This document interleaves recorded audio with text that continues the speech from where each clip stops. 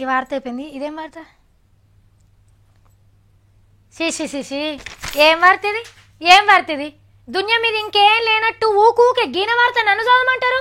చెప్పేదందుకు నాకు నోరు నొస్తలేదు, రాస్తే మీకు చేతులు వస్తలేమన్నట్టున్నది. కొద్దిగా అన్న ఆలోచించద్దా అన్నలు? మనం ఏం వార్త వేస్తున్నాం, ఏం వార్త చెప్పాలని? అమ్మో నాతో చెప్పుడు కాదు, సీదేయమంట, వాళ్ళు చూస్తారు. పైసా ఖర్చు లేకుండా పబ్లిసిటీ కొట్టేసుట్లో మునగాడు మన వర్మ సారు లేటెస్ట్ గా గన్స్ అండ్ థైస్ అనే ఓ పుస్తకం రాసుకున్నాడు. అంటే తెలుగులో చెప్పాలంటే తుపాకులు మరియు తోడలు అన్నట్టు. ఒయ్యికి పెట్టిన పేరుతోనే మునుపు కంటే 1000 రెట్ల పచారం కొట్టేసిండు. పుస్తకం ఇంకా బయటికి ఇడవలే గాని అన్ని ఇచ్చంతరాల ముచ్చట్లేనట దాంట్లో. శ్రీదేవి అంటే ఇప్పటికీ పిచ్చేనట మన సారుకు. ఆమె పెళ్లి చేసుకొని 2 పిల్లల కన్నా ఈయనకు ప్రేమ అయితే కళ్ళు వంగినట్టే వంగుతున్నదట.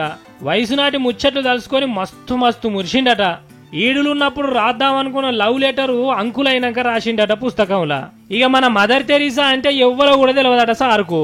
ఆమె గురించి తెలుసుకునే అవసరం కూడా లేదట. కానీ ఇంగ్లీష్ హీరోయిన్లు అంటేనైతే ముక్కు కోసుకుంటాడట.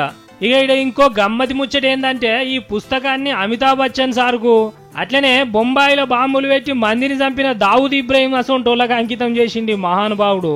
మునుపు నా ఇష్టం అనే ఓ పుస్తకం రాసి చదివిన వాళ్ళను కష్టపెట్టిండు. మరిప్పుడు ఈ తుపాకులు తొడల పుస్తకం తోటి ఎవల దమాకు తింటాడో ఏందో అని అనుకుంటున్నారు పబ్లిక్.